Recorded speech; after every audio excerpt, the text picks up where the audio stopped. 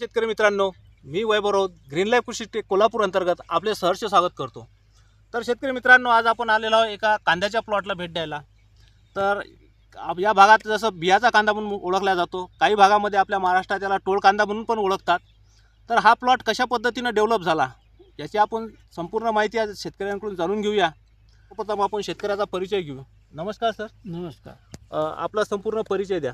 माझं नाव मनोहर ज्ञानदेव वानखळे, गाव माझं इचा, कृषीटेक कोल्हापूर ऑर्गॅनिक कोल्हापूर यांच्या मार्फत आपल्या कारंजा येथे राहणारे वैभव राऊत सर यांच्या मार्फत या कांद्यावर त्यांची पूर्ण ट्रीटमेंट केलेली आहे।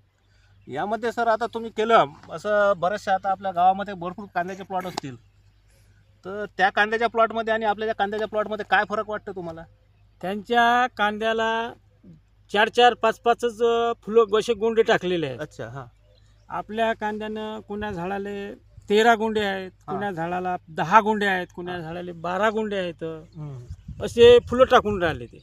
बरं, आता एवढे 10 तुम्ही सांगताय की बाकी लोकांच्या प्लॉटला जसं केमिकलच्या प्लॉटला 4-5 गोंडे पडतात आणि आपल्या प्लॉटला 10-12 गोंडे आहेत, 13 आहेत, कुठं 12 आहेत, 12 आहेत। एक सरासरी 10, 11, 8 असं आहेच कंपल्सरी। हो, कंपल्सरी 8चा आहेच, 8-9 येतेच, 9 येतेच, हो कुठं 12-13 पण आहे। हो, कुठं 13 पण आहेत। तर याच झाडाला 13 आहेत। तर आपण हे पाहू शकतो, या झाडाला 13 गोंडे आहेत। जसं मोजू शकतो आपण 1, 2, 3, 4, 5, 6, 7, 8, 9, 10, 11, 12, 13 आणि खाली जर धरला आपण ते 14 पण, म्हणजे एका झाडाला 14 गोंड्यापर्यंत आलेले आहे।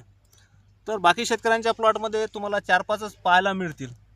पर सर, तुम्ही जसं लोकांना सुरुवातीला असं म्हणत होते की बा ऑर्गॅनिकवर बियाचा कांदा होऊ शकत नाही, असं बऱ्याचशा शेतकऱ्याचं धारणा होती, तर तुमच्या मनात कधी शंका आली असेल की बा होईल की नाही? नाही, सुरुवातीला माझ्या मनात शंका होती, म्हणजे ज्यावेळेस मी संत्रा लावला का नाही त्यावेळेस, पण संत्र्याचं झाड जे आहे हे मेलेले झाड जिवंत झाले। अच्छा, त्याच्यानं माझा विश्वास याच्यावर पूर्ण बसला।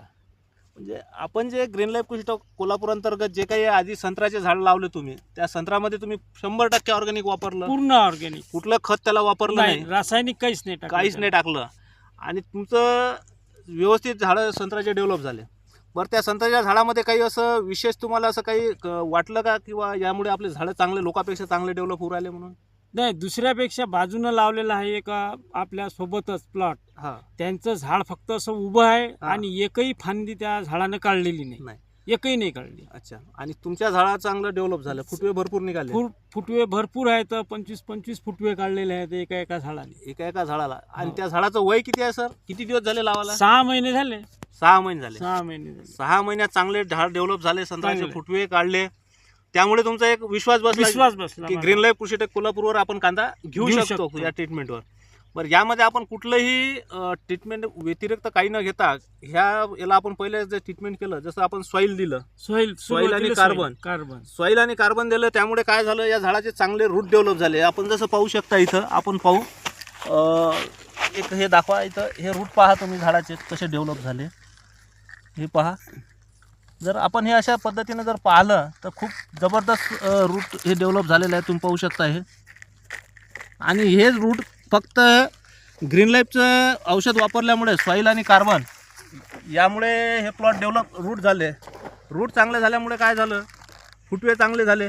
आता यामध्ये आपण सॉईल दिलं, कार्बन दिलं, सॉईल, आणि त्यानंतर आपण याला काही फवारण्या घेतल्या, 3 फवारण्या झाल्या आपल्या। त्यानंतर आपण याला एक मॅजिक किट दिली, आणि आपलं जे बायो रिचार्ज आलं नवीन, आपण त्याचा पण आता वापर सुरू आहे, त्याचे पण चांगले रिझल्ट दिसत आहे।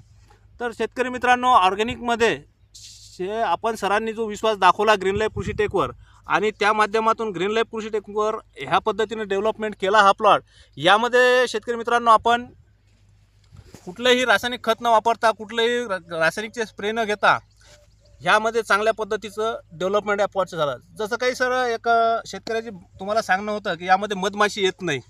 हो, मधमाशी येत नाही म्हणे, तर मग मधमाशी येत नाही तर फवारा मारायच्या अगोदरच शेतामध्ये 3 जागेवर मोह धरलेले आहेत, 3 जागेवर मोह आले, म्हणजे येऊन बसलेले आहेत। जे लोक मोह म्हणजे फुलावर याच्या आधीच तुमच्या शेतातनी माश्या येऊन बसल्या, म्हणजे त्याचा तुम्हाला कुठेही आता म्हणजे शंकाच राहिली नाही आता. शंकाच राहिली नाही. शेतकरी मित्रांनो, आपण पाहतो जर प्लॉटमध्ये मधमाशी नसेल तर परागीभवन होणार नाही, आणि परागीभवन झालं नाही तर या प्लॉटला काही अर्थ राहणार नाही. यासाठी आपण बरेचसे शेतकरी भरपूर धावपळ करतात की बा आता काहीतरी कुठं कसं मोह येईल, यासाठी कोणी वेगवेगळ्या युक्त्या लढवतात. तर ते कुठलंही असं काम करण्याची गरज नाही. ग्रीन लाईफ कृषी टेप अंतर्गत तुम्ही ट्रीटमेंट घ्या. तुमच्या प्लॉटवर 100% मधमाशी येणार. सरांच्या प्लॉटवर कुठलेही जास्तीचे प्रयोग करण्यात झंझटीत न पडता, सरांच्या प्लॉटमध्ये आधीच मधमाशा येऊन बसत आहेत. जसं या झाडाला इथं आलेली मधमाशी आहे, त्यानंतर समोरच्या झाडाला एक मोहाचं येऊन बसलेला थवा तिकडे आलेला आहे, 2-3 झाडाला, म्हणजे 3-4 आजच येऊन बसलेले आहे. यांना मधमाशी पाहण्याचं किंवा येईल किंवा नाही येईल याची शंका आजच दूर झाली, कारण मधमाशा येऊन बसलेल्या आहे. फुलाचं फक्त आता गोंडे मोठे व्हायची ते वाट पाहत आहेत. म्हणजे किती चांगली नैसर्गिक शेती ही किती चांगल्या प्रकारे होऊ शकते याचं चांगलं उदाहरण म्हणजे सरांच्या शेतात आपल्याला पाहायला भेटते. सरांना आता कुठल्याही सर आपण ग्रीन लाईफ अंतर्गत आपण काही ट्रीटमेंट करत आहोत, यामध्ये काही तुम्हाला किचकट काही पद्धत वाटते का? नाही, किचकट काहीच नाही. सरळ सोपी आणि साधी पद्धत आहे, एकदम साधी पद्धत आहे. आणि रासायनिकपेक्षा कधीही हे परवडते. रासायनिकले पैसे द्यावे लागते जास्त, याच्यातनी पैसेही कमी जाते, आणि याचा जो रिझल्ट आहे हा रिझल्ट लॉंग लाईफ आहे, आणि याची चव बी चांगली लागते. चव याचं मातीवर आहे सर, तुम्हाला काय वाटते? माती एकदम भुसभुशीत झाली, मऊ झाली, नरम झाली माती, अशी हाताला नरम लागते. शेतातनी जर आपण चाललो तर पायातनी जर चप्पल नसली तर पायाला सुद्धा मऊ लागते माती. तर आता आपण यातनी पाहिलंच, आपण कांद्यावर ट्रीटमेंट केलं, पण त्या माध्यमातून काय झालं, आपलं माती पण चांगली आहे. म्हणजे मातीवरही ट्रीटमेंट झालं आणि कांद्यावरही झालं, दोन्ही आपण संत्र्यावरही केलं.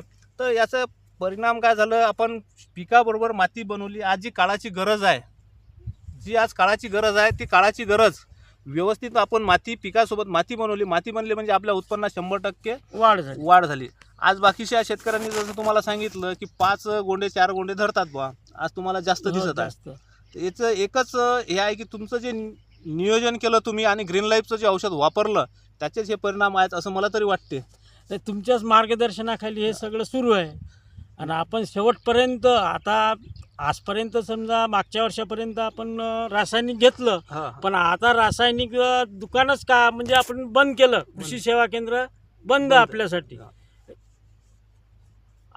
तुम्ही रासायनिक केलं सर, चांगलं झालं. त्यामुळे रासायनिक बंद केलं, काळाची गरज म्हणून तुम्ही ओळखलं लवकर, आणि त्याचा फायदा तुमच्या शेतात तुम्हाला दिसून आला, आणि भविष्यातही त्यात चांगलं उत्पन्न होईल अशी आम्हाला तरी आशा आहे. नाही, आशा तर आहेच. आता या झाडाला 13-14 गोंडे धरले, आणखीन 2-4 गोंडे हे टाकतेच. म्हणजे किती गोंडे झाले? 15-16. मग 16 गोंडे म्हणल्याच्या नंतर 3-4 कांद्याचा एकच कांदा झाला ना. एकच झाला, बरोबर आहे. 3-4 झाडात म्हणजे फूट 2 फुटाचा अंतरातनी एकच झाड देऊन राहिलं ना उत्पन्न. बरोबर आहे. तर म्हणजे पर्यायानं आपलं उत्पन्न वाढते.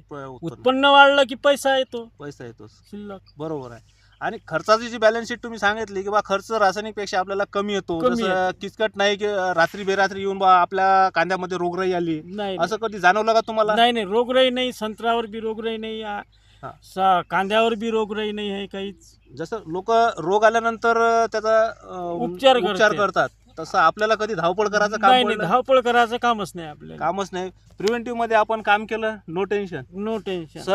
सराचं वैशिष्ट्य म्हणजे सर एक शिक्षक आहे, आणि शिक्षक असतानाही शाळा करून शेतीकडे लक्ष देतात सुट्टीमध्ये, आणि ते गडी माणसां करून घेतात. तरी त्यांचा प्लॉट तुम्ही पाहू शकता की कशा पद्धतीनं डेव्हलप झालेला आहे.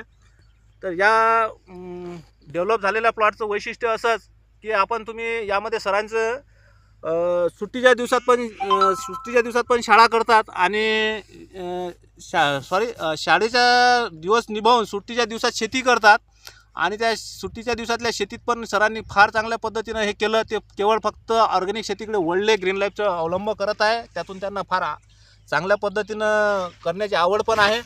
तर ते चांगल्या व्यवस्थित डेव्हलप करतात. असाच आपणही आपल्या शेतीमध्ये बदल करा आणि चांगले उत्पन्नामध्ये वाढ करा, हेच आजच्या उद्यातून सांगण्याचा आपला प्रयत्न करतो. मधमाशीसाठी टेन्शन घेऊ नका, ग्रीन लाईफचं ट्रीटमेंट अवश्य वापरा. त्यासाठी तुम्हाला कुठली समस्या असली तर खाली स्क्रीनवर माझा नंबर दिसेल, त्या नंबरवर कॉल करा. माझा नंबर आहे 96 370 65 111. तर आमच्या यूट्यूब चॅनललाही सबस्क्राईब करा आणि अनेक पिकांची माहिती जाणून घ्या. नमस्कार, धन्यवाद.